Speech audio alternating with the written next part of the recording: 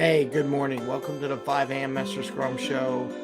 Hope you're doing well. Everything's running late today.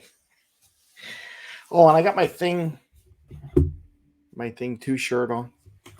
So we're going to retrospective on returning from vacation. Something that I see a lot of Scrum Masters, a lot of people, a lot of managers, a lot of project managers don't understand, and they like blind faith in that people's capacity or velocity is going to be right back to where it was before they went on vacation, if going down just before vacation.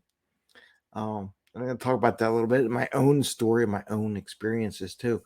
But I wanted to bring that when you do estimations from a Scrum Master perspective, especially since there's a lot of people, a very diverse background. A lot of people take vacations. They go overseas. They're gone for a couple weeks, if not a month at a time. And people just assume the next day they're going to be like back to where they were before they went on vacation. And I'm here to tell you, no, it ain't going to happen. So, and maybe I'll give a couple ideas on how to make it better, how I felt better after doing like exercise. So it's a 5 a.m. Mester Scrum Show. It's where we talk about Scrum and Agile in a very practical and tactical way. Kind of practical here and tactical as far as vacation planning goes, capacity planning. How do you do that? I know that's a big thing in SAFe. And we do this so you can bring value to your customer, not work crazy hours to bring that value to your customer and have some fun along the way. So I just got done having fun because we went on vacation as a family, and I'm wearing my shirt, thing 2. My son was thing 1, little tiny thing 1, big thing 2. And getting back, I got back Monday. Thought I was going to get a lot of stuff done Monday. That didn't happen because, to be honest with you, between catching up with baseball and everything, that didn't end until 9:30 at night, that Monday night. And then Tuesday was just dragging, getting ready for the transition, ready for our meetup we had last night, which was good. It was a good discussion. It was a good presentation. Scott Sampson did that. I'm going to repost that, by the way, because I had audio problems. It's like I never get the thing. So apparently StreamYard cannot work in conjunction with Zoom and Mural at the same time. It just does not like each other. So I had some audio problems, rebooting problems, display problems during the show, but I did record it. So I will post up a recording and a podcast of that episode, or that meeting we had last night. I'll do that later today. So on my list of things to do that I wasn't planning on doing, but I'm going to do it, add it to the list so that there's good product out there, or at least something that you can learn from and take away from. It was a good discussion. Anyway, back to where we're at. So on vacation planning, so many Scrum Masters, they're going to be gone on vacation for a day or two. You know, it's good to kind of find out, is it just like for a getaway for a weekend? Is it to recharge their batteries, or is it a real long vacation, go visit family, friends for a week or so?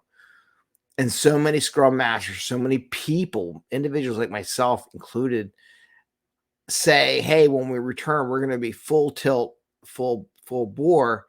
And I'm going to say you're not really. And I've always tried to estimate that when people go away, that they're not going to be, especially if you travel, like if you go to India and that's a 24-hour flight, there's no way they're going to be up and working full mental capacity the next 2 days when they get back from that trip. They need another week just to get back into the swing of things.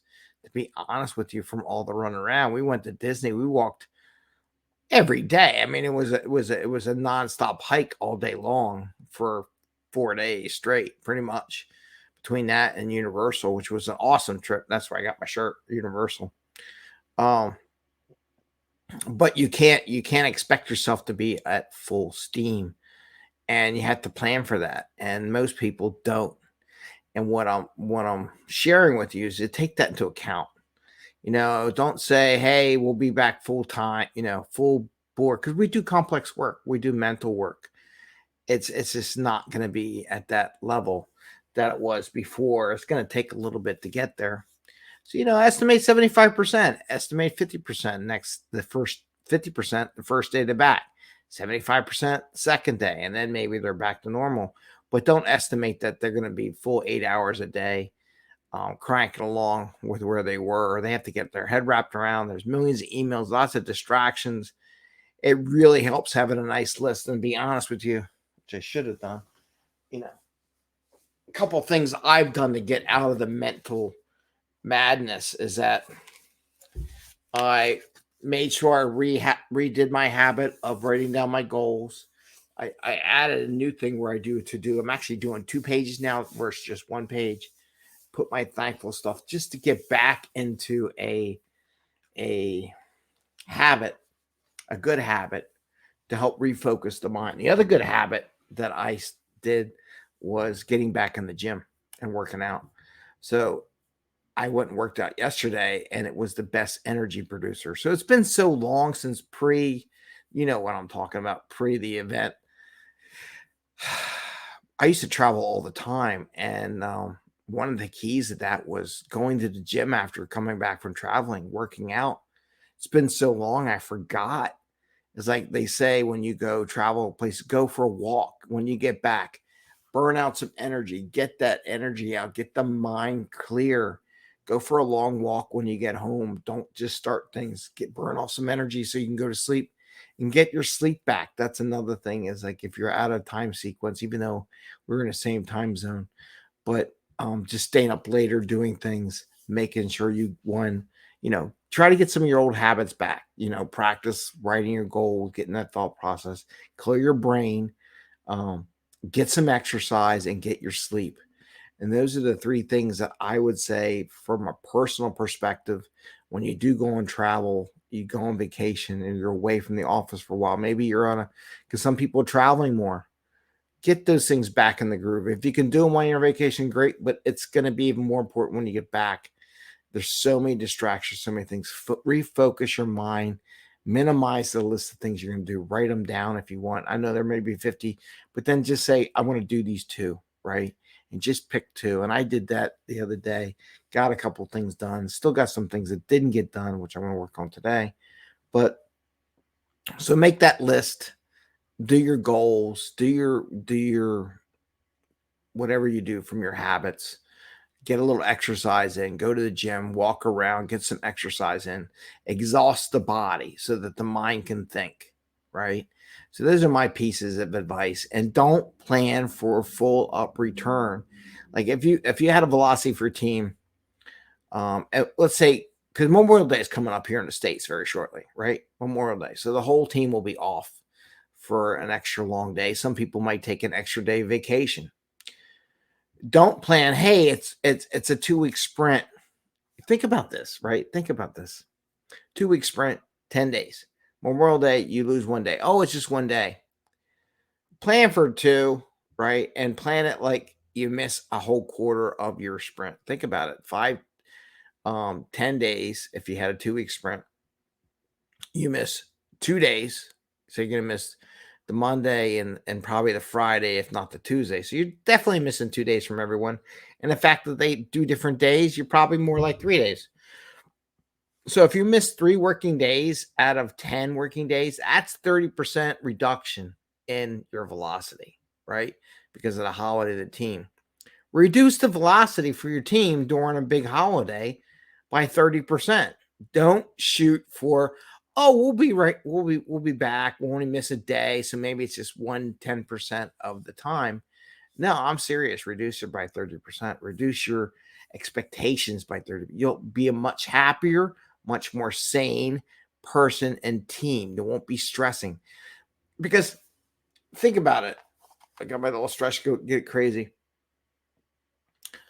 What benefit of you going on a vacation if you're just going to return and stress you out because you feel like you're behind schedule because you over promised your capacity or velocity to get stuff done during a week, during a process when you had a vacation, a major holiday where the whole team's off, or you had a person off, or whatever? It doesn't make sense.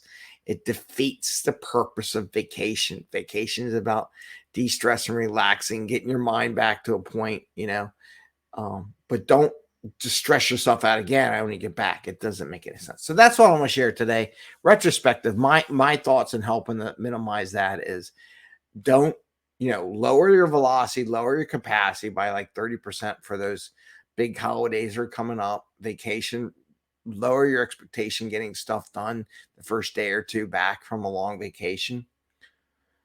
Exercise, get back in your habits, and get your sleep.